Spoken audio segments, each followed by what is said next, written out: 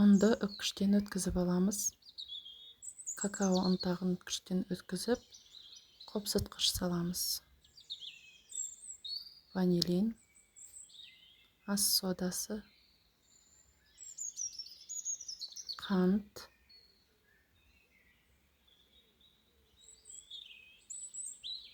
барлығын жақсылап тұрып араластыратын боламыз.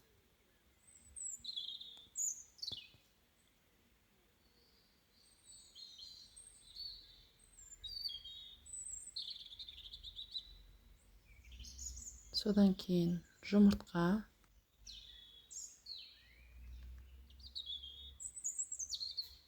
және сұйық май.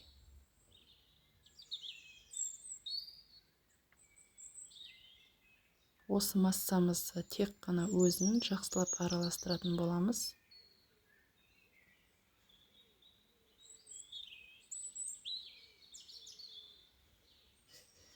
Осындай консистенцияда шығу керек.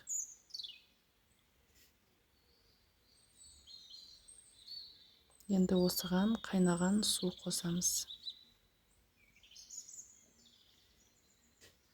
Жақсылап араластырамыз.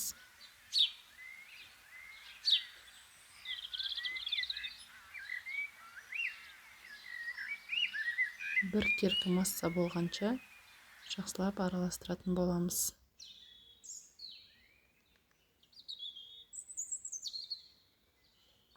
Енді 170-180 градуста 40-45 минут пісіретін боламыз. Креміне қант, какао ұнтағы, кукурузный крахмал, қалауыңызша ванилин. Осыларды жақсылап араластыратын боламыз.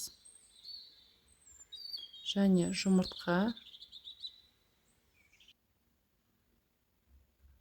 100-200 мг сүт қосып араластырып аламыз.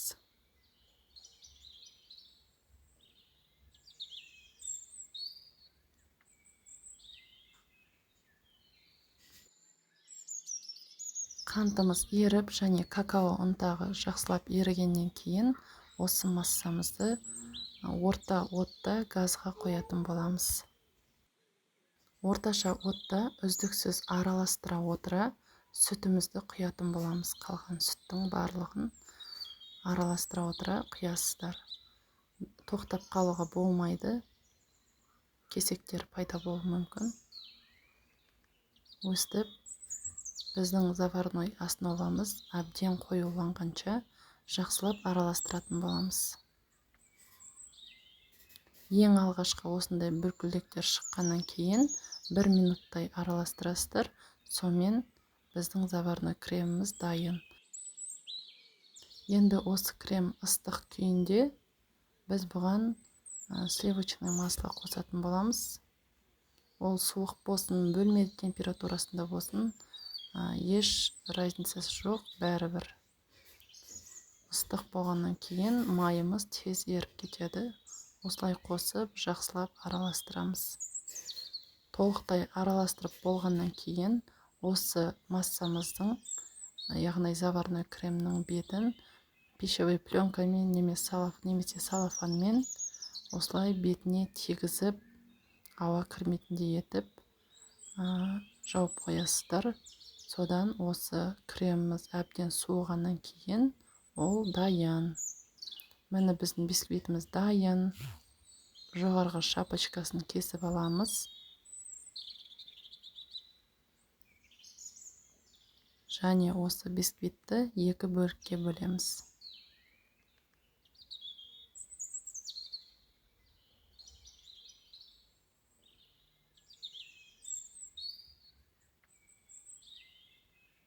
Астыңғысын үстіңгі слой ретінде ең үстіне салатын боламыз. Ал бірінші бетін алып, ең астына қоямыз. Мінекей біздің заварной креміміз. Мен басқа ыдысқа салып алдым алдын ала.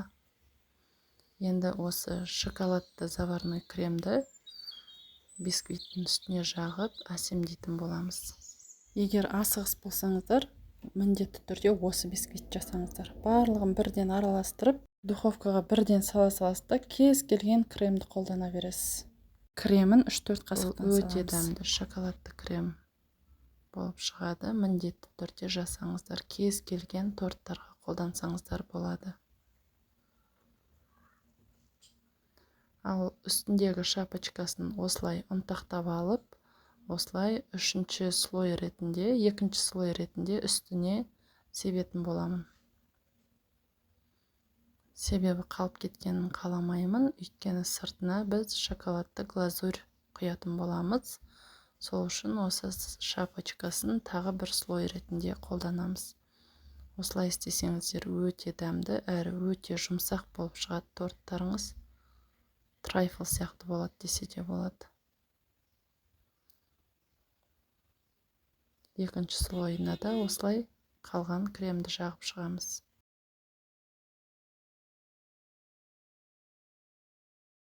Енді соңғы слой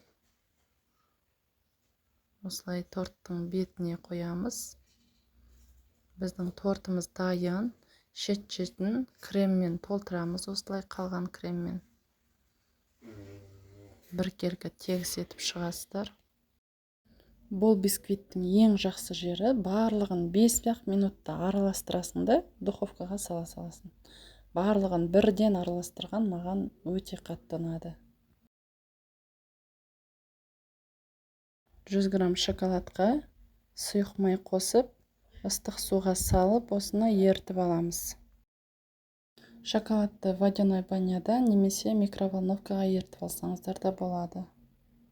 Шоколадты жақсы көретін жандар міндетті түрде осы тортты жасап көріңіздер. Сіздерге ұнайтынына 100% сенімдімін. Өйткені өте дәмді болып шығады және өте тез. Бисквитін жасау үшін барлығын араластырып, бірден духовкаға сала саласың. Міне біздің глазуріміз дайын. Енді осы глазурді осы тортымыздың бетіне құятын боламыз. Торттың бетіне құйғанда осылай толықтай құйып шықсаңыздар болады, немесе шетіне шоколадный подтеки жасап, шетіне жақпай қалдырып қойсаңыздар да болады. Өте дәмді, ерекше шоколадқа қаныққан дәмді торт. Міндетті түрде жасап көріңіздер. Сіздерге ұнайтынына өте сенімдімін. Мінекей біздің тортымыз дайын. Холодильникте тұрды. Енді кесіп жатырмыз. 3-4 сағатқа қойып қойсаңыздар болады. Біздің өте дәмді Прага тортымыз. Дәмі ерекше дәмді. Жаңадан ашылған менің каналымды қолдап, арнама тіркеліп, лайк басып кетіңіздер. Сіздерге ұнағанына сенімдімін.